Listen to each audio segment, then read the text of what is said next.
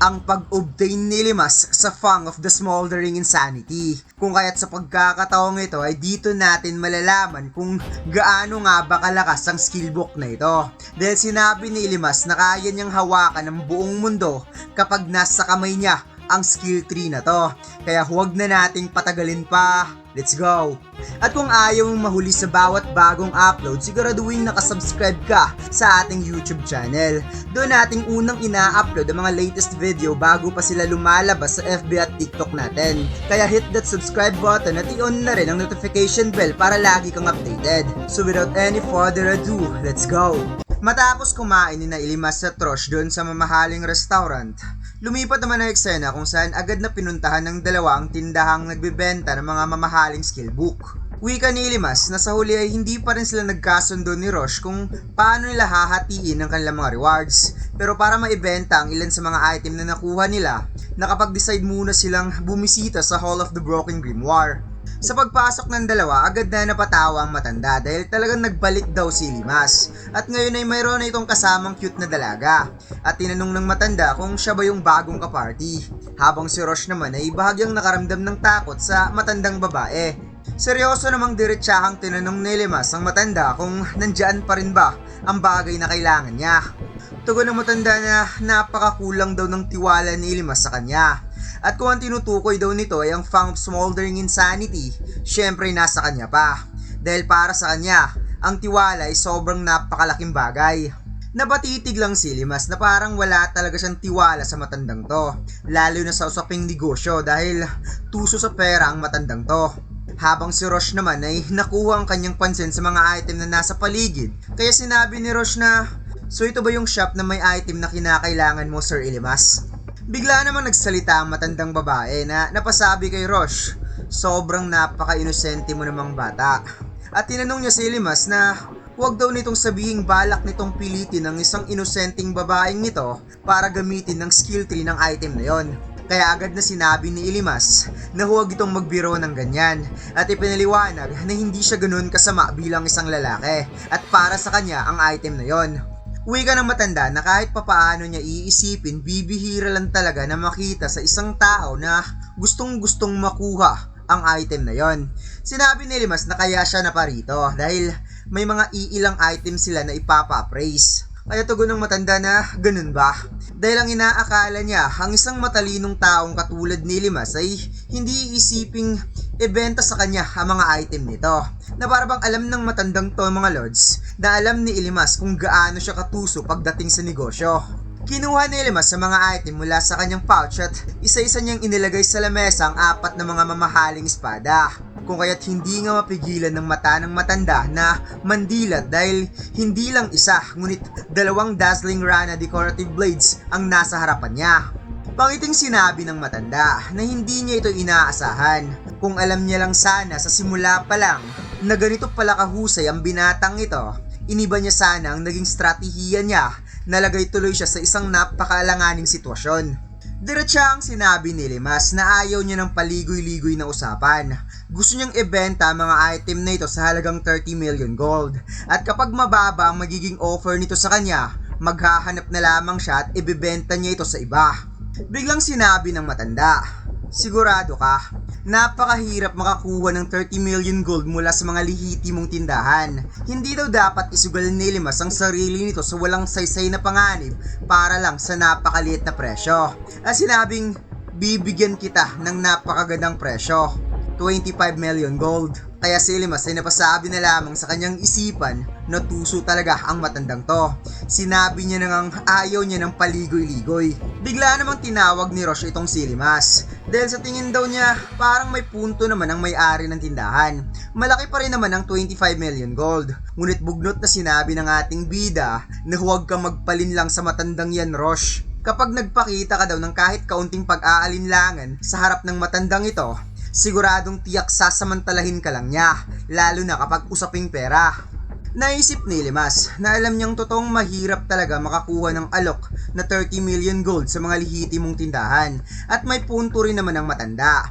At malamang sa malamang, wala nang ibang tindahang mas tataas pa kaysa sa 25 million gold. Pero kung susuriin niya ang lahat, ang pinakamagandang gawin ay ibenta na lamang niya mga ito sa tindahang ito. Pero kung sasabayan niya ang matandang to sa takbo ng presyuhan, siguradong ibababa naman ng matandang to ang presyo. Kaya sinabi na lamang ni Limas na may sapat pa naman silang gold mula sa ipinagpalit niyang mga magic stone. Kaya naman itatago niya muna ang mga Rana Blades bilang puhunan hanggang sa dumating ang tamang pagkakataon para ibenta niya ang mga ito. Kung kaya't bahagya na lamang napatawa ang matanda na sinabing, sayang naman, malaking pera pa naman sana yun para sa'yo. Pero hindi naman siya madadaan sa pagpapakitang tapang ni Limas. At bukod pa doon, alam niyang may isa pang sadya si Limas para sa kanya.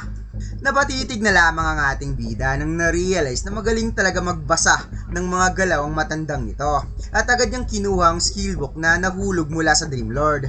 At sinabing pinag-iisipan niya pa kung gagamitin niya ba ang skillbook na ito o hindi. Pero kung tama ang presyo, handa niya itong ibenta. Paghahawak ng matanda sa skillbook, gulat na gulat siya sa kanyang nakita at hindi niya akalaing makukuha nito ang ganitong klaseng item sa napakaikling panahon. Talagang humahanga siya sa binatang ito, kung kaya't sinabi niyang, kayong dalawa, sa bilis ng takbo ng mga pangyayari, baka hindi magtagal, kilalanin kayong dalawa bilang mga future hero, balang araw. Tahimik lamang ang dalawa na parabang hinihintay ni Limas ang kanyang magiging presyo. Ngunit ang matanda ay parang pinapahaba pa niya ang oras at gusto niya munang basahin ang isipan ni Limas.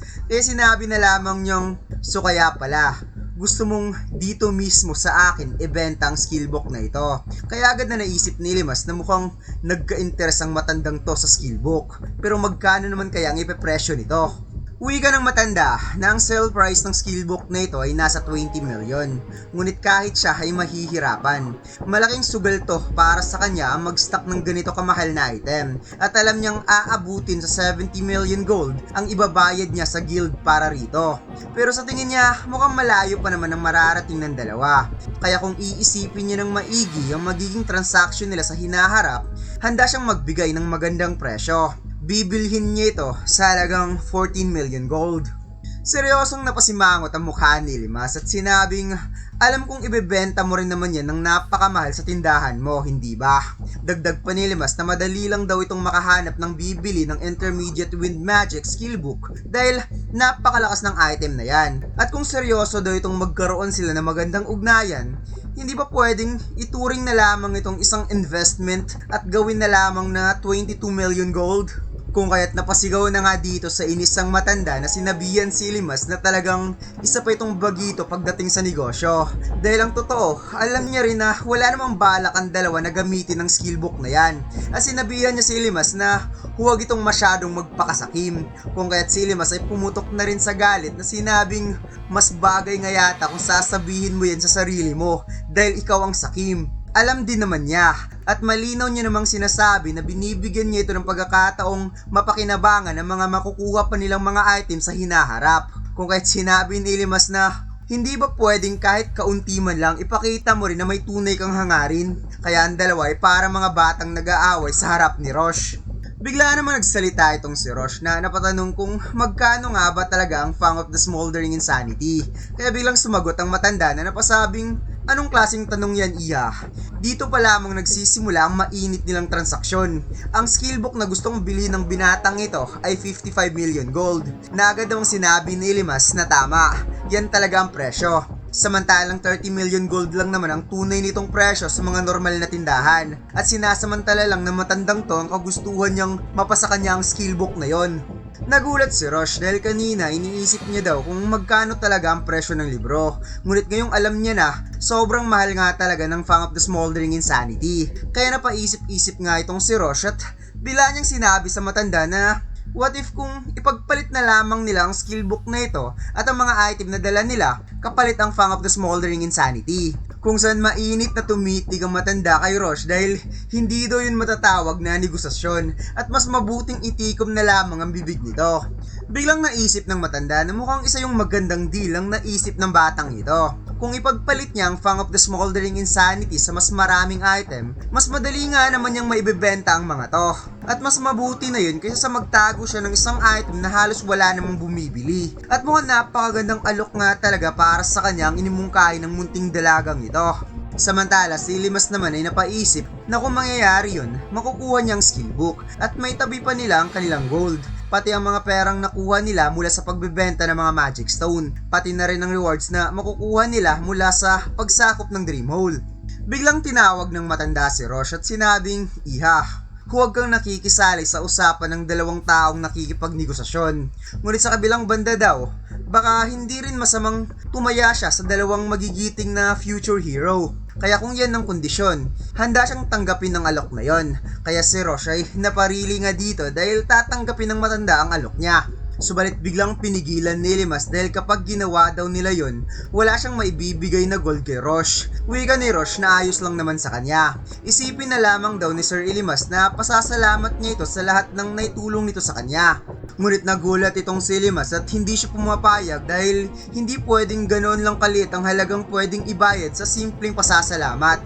At saka maayos naman ang lahat ngayon. Pero hindi niya alam kung ano mangyayari sa kanila sa hinaharap. Paano kung mabuwag ang party nila at bigla silang magkanya-kanya?